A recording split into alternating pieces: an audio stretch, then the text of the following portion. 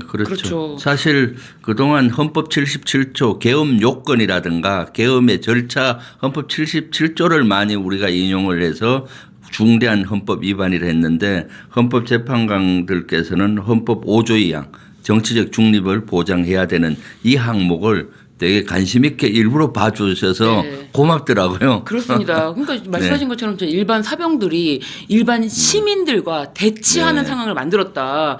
그렇기 때문에 이거는 정말 중대한 헌법 위반이다라고 네. 정말 이 결정문이 군인들이 거기 나가서 명령을 따르느라고 나갔지만 소극적으로 따랐고 이런 네. 부분까지 다 꼼꼼하게 살펴주신 것 같더라고요. 그런데 오늘 이제 요거는 이제 군인들에 대한 결정문인데 사실은 윤석열 메시지도 실망스러운 부분이 많고 조금 이따 다루겠지만 네.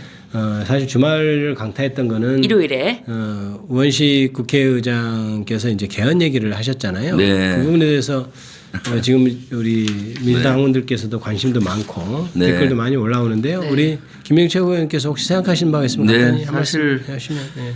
조금 전에 우리 신유진 우리 변호사님이 토요일까지는 즐거웠는데 네. 라고 했는데 그 그게 그 의미 말씀이구나. 속에 일요일 날 기분이 별로 안 좋았다 그 얘기 말씀 아닌가요? 그렇죠. 토요일까지는 이제 새로운 막 이제 나라에 대한 막 희망 막 벅찬이 있었는데 일요일 이게 무슨 소리지? 저도 그 뉴스에 그 우원식 그 국회의장이 긴급 기자회견을 한다는 뉴스를 한두 시간 전에 네. 뜨더라고요. 무슨 긴급이지? 윤석열 뭐 구속시키라 이런 요구를 하는가?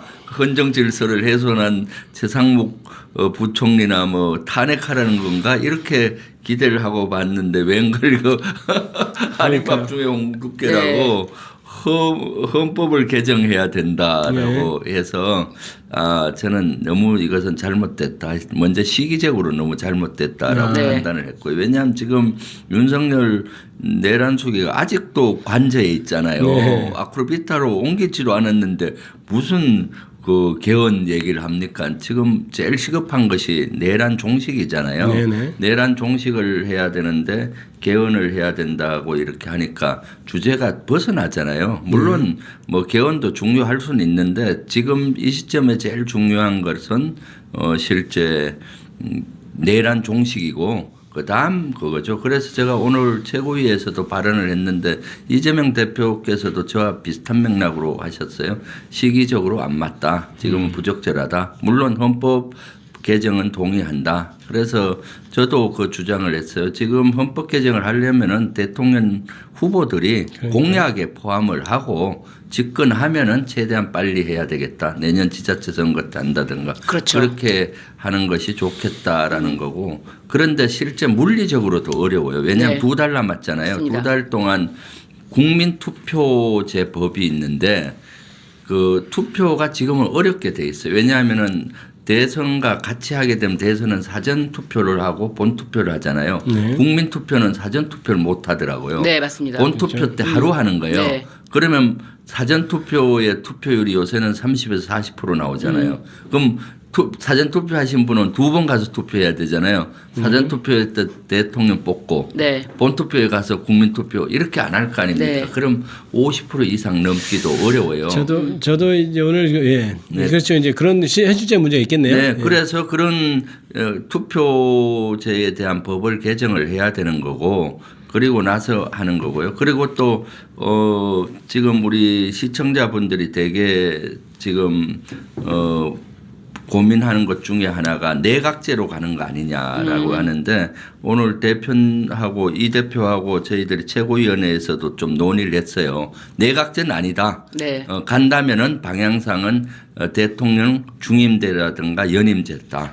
그건 명확히 이 대표와 최고위원들은 어느 정도 컨센서스가 됐고요. 그래서 제가 아침에 좀 제의했던 것이 만약에 그래도 이 2달 동안 한다면은 2포인트 개헌은 할 수가 있다. 1포인트가 뭔가 하면 헌법 이건 내란 종식에 포커스를 맞추어서 할 수 있는 방법이 있어요. 하나는 헌법 전문에다가 5.18 민주화 정신을 엮는 거죠. 이건 네. 이미 국민의힘도 동의한 사항이고 네. 5.18 민주화 정신을 엮는 것은 쿠데타를 방지하는 데도 중요해요. 그 정신. 그다음 또 하나는 계엄 요건을 강화하는 거죠. 헌법 77조를 강화하는 거예요. 대통령이 누가 되든지 함부로 계엄해서는 안 된다. 저희 계엄법을 개정하려고 하다 보니까 헌법과 충돌되는 거예요. 그래서 이 헌법 77조에서 계엄 요건을 강화하는 조항은 국민의힘도 동의할 것이다. 이 두 가지 정도는 할 수 있는데 지금은 물리적으로 어렵다. 내란 종식이 중요하다. 저도 이제 뭐 SNS에 봅니다. 올렸습니다마는 네. 지금 때를 놓치면 안 되는 일에 네. 집중하는 게 옳지 않은가 이런 생각을 저도 견해를 갖고 있고요. 네. 이 부분에 있어서는 아마 곧 정리가 정치권에 정리가 될 것 같은데 뭐 저도 개인적으로는 반대하는 입장이라서. 네. 네. 아니 우리 구독자님들이라든지 뭐 네. 이렇게 만약에 민주당 당원분들이 걱정하시는 거는 그런 어떤 절차적인 사전투표 이런 것보다도 내란 동조했던 국민의 힘을 개헌의 어떤 협상 테이블에 같이 앉혀서 그렇죠. 그들과 함께 개헌에 대한 내용을 논의하는 것 자체가 이거는 말이 안 된다. 이걸 받아들일 수가 없는 것 같아요. 지금 사실 뭐 국민의힘은 내란 동조하고 했잖아요. 네. 사실 해산을 해야 되는 게 맞죠. 아까 댓글에 보니까 이제 제가 넘어가서 못 봅니다만 네. 세 분 케미가 너무 좋습니다. 그런데 아. 일단 개헌에 대해서는 세 명이 합치가 된 거네요. 네, 그렇습니다. 아, 그러면 여러분 그 걱정하지 마십시오. 네. 그 부분은 네. 이렇게 세 명이 합의된 걸로 네. 생각하고 정리하고 넘어가겠습니다. 일단 그 윤석열이 지금 그 탄핵이 인용된 다음에 입장문을 냈는데 저는 너무 실망스러웠거든요. 그거 네. 한번 볼까요? 네. 파면된 윤석열 대통령이 두 번째 입장문을 발표했고요. 메시지 내용 두고 여러 가지 해석이 지금 나오고 있지 않습니까? 지금 풍찬 노숙하며 단실 이어가시는 분들 쭉쭉쭉 나오는데요. 전국 각지에서 자유와 주권수의 일념으로 싸우는 모습 보았다. 이러면서 여러분의 지지와 성원에 깊이 감사드립니다. 그리고 죄송하고 안타까운 마음입니다.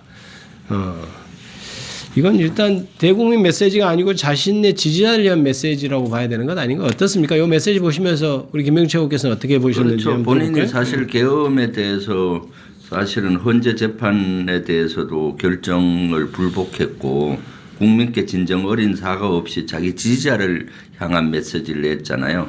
지금 사저 정치가 시작이 됐다 우려하던 뒤에서 이제 메시지를 내므로써 극우 세력을 또 단합을 시켜서 본인이 대선에 영향을 주는 어떤 상황 역할을 하려는 의도가 아닌가 이런 것이야말로 진짜로 후한무치하고 그러면 국민을 상황이 되겠다면 자기가 정치에서 물러나지 않겠다 이런 속셈으로 볼 수도 그렇죠. 있고 뒤에서 조종할 수 누가 재출마설까지 나오는데요 어떻습니까? 대출만은 뭐 법적으로 어렵고 그렇게까지는 안 하겠지만은 극우 세력을 단합을 시켜서 뒤에서 극우 세력들을 응집시켜서 본인이 영향력을 행사하고 그러려는 의도가 아닐까 싶어요. 아니 뭐 그리고 우리 이제 구독자분들 지금 시청해 주시는 시청자분들은 굉장히 이제 윤석열 얼굴이 나와서 너무 보기 싫은데라고 생각하시겠지만 윤석열이 계속 메시지를 내면서 여러분들과 함께하겠다라고 메시지를 내는 거는 사실 민주당에 굉장히 도움이 되는 메시지가 아닌가 이렇게 저는 해석이 됩니다. 네.